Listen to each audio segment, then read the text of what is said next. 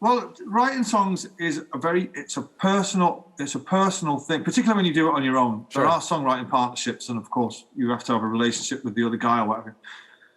But when you're writing them on your own, it's a very personal thing. And in the case of Don't Look Back in Anger, I'd written it in Paris one night, but I woke up the next day and the lyrics were on the table that I'd written the night before, and I had no idea.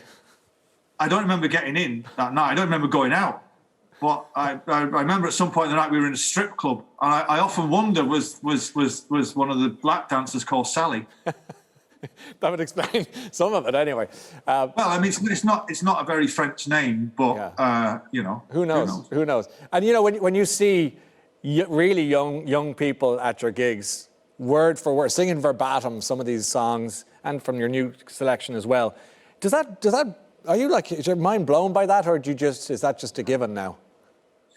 Yeah, you know, because some of the big songs that I wrote back in the 90s were kind of written under the influence of one thing or another. Mm-hmm.